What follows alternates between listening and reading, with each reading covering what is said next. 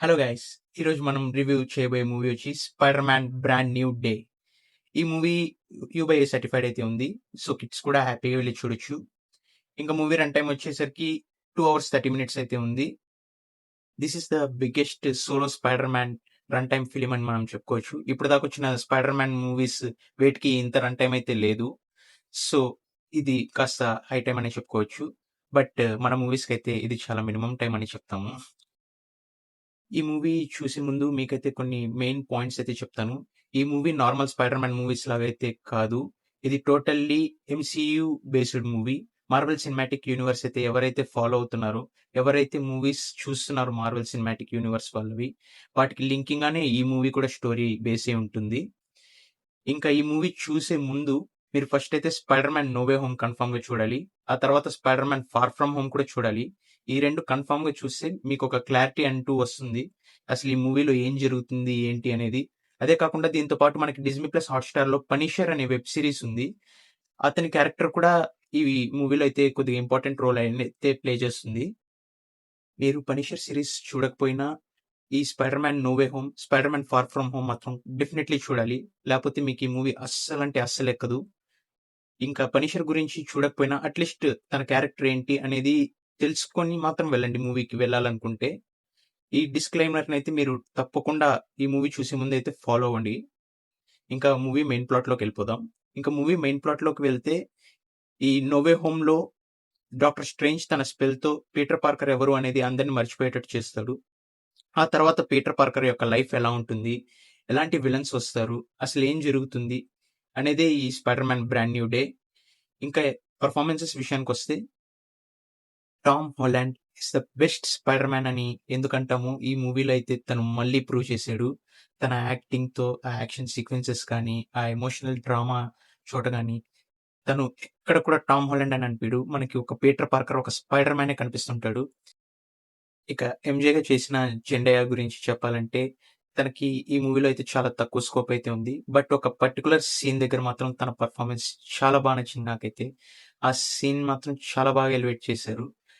కొన్ని old movies గనక చూసుంటే 'స్పైడర్ మ్యాన్‌వి' మీకు ఆ సీన్ దగ్గర మాత్రం మంచి కొద్దిగా హై మూమెంట్ అయితే కన్ఫర్మ్‌గా మీరైతే ఫీల్ అవుతారు.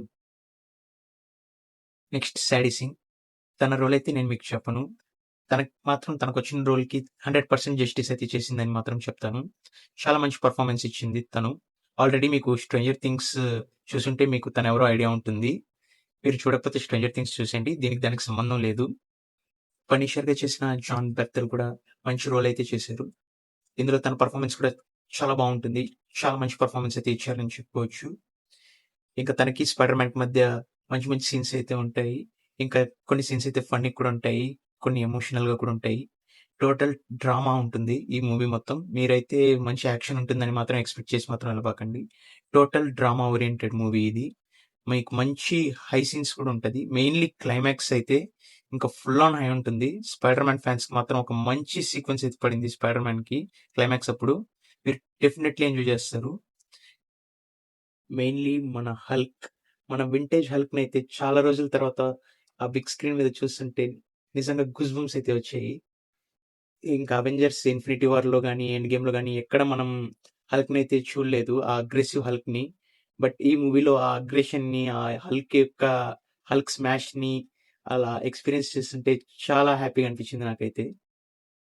ఓవరాల్‌గా మూవీ అయితే చాలా బ్యూటిఫుల్‌గా, మంచి ఎమోషన్స్‌తో, మంచి డ్రామాతో, ఒక ఫ్లాట్ నరేషన్‌తో అలా వెళ్ళిపోతూ ఉంటుంది. ఎక్కడైతే నాకైతే బోర్ అయితే అస్సలు అనిపించలేదు. మీరు ఒకవేళ ఈ నేను చెప్పిన మూవీస్ కానీ, ఈ ఎంసీయూ యూనివర్స్ కానీ మీకు అస్సలు ఐడియా లేకపోతే మీకు కన్ఫర్మ్ అరే! ఏంట్రా ఇది? ఏంట్రా ఈ సోది? అన్నట్టు అనుకోని మీరు థియేటర్‌లో నుంచి మిడిల్‌లో నుంచైనా ఎళ్ళిపోవచ్చు. అలా అనిపిస్తుంటది ఈ మూవీ మాత్రం. బట్ ఎంసీయూ ఫ్యాన్స్‌కి మాత్రం ఇదొక మంచి కమ్‌బ్యాక్ మూవీ అనే చెప్పొచ్చు.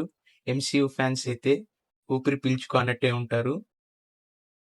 ఫైనల్లీ మూవీ అయిపోయింది కదా అని త్వరగా థియేటర్స్ నుంచి బయటికెళ్ళిపోతారేమో! వెయిట్ చేయండి ఒక 10 మినిట్స్ ఎండ్ క్రెడిట్స్ అయితే ఉన్నాయి ఈ మూవీకి. ఒక స్మాల్ గ్లింప్సీ బట్ ఇట్స్ వర్త్ అని చెప్తాను నేనైతే. మీకు మంచి ఇంట్రెస్టింగ్ గ్లింప్సీ అయితే ఇచ్చారు ఎండ్ క్రెడిట్ సీన్స్‌లో. మీరైతే డెఫినైట్‌లీ ఆ ఎండ్ క్రెడిట్ సీన్ మాత్రం మిస్ అవ్వకండి. డెఫినైట్‌లీ చూడండి. చూసిన తర్వాతే థియేటర్స్‌లో నుంచి బయటికి రండి. ఇదే నేనైతే రికమెండ్ చేస్తాను మీకు. ఇంకా మూవీ మాత్రం నాకైతే నాకు కొన్ని చోట్లయితే ఎమోషనల్ కూడా అయ్యాను. మెయిన్‌లీ ఒక ఎమోషనల్ అయిన సీన్ దగ్గరైతే నవ్విపిచ్చేసారు గూడా. అంత బావుంది మూవీ. మంచి ఎండింగ్‌తో అయితే ఎండ్ అవుతుంది. మీరైతే టికెట్స్ బుక్ చేసుకోకపోతే ఇవన్నీ చూసుకొని దాని తర్వాత బుక్ చేసేసుకోండి. ఒకవేళ మీకు ఆల్రెడీ ఐడియా ఉంది అంటే డెఫినైట్‌లీ బుక్ చేసుకొని ఎళ్ళిపోండి. మార్వెల్ ఈస్ బ్యాక్ అనే చెప్తాను నేనైతే. ఇంకా ఇక్కడితో ఈ వీడియోనైతే ఎండ్ చేస్తున్నాను. హోప్ నా ఈ రివ్యూ మీకు నచ్చే ఉంటుందనే కోరుకుంటున్నాను. ఇంకా లేట్ చేయకుండా లైక్ చేసి, షేర్ చేసి, సబ్స్క్రైబ్ చేసి మన ఛానెల్‌ని ఫాలో అయిపోండి. అప్పటి వరకు గుడ్ బై.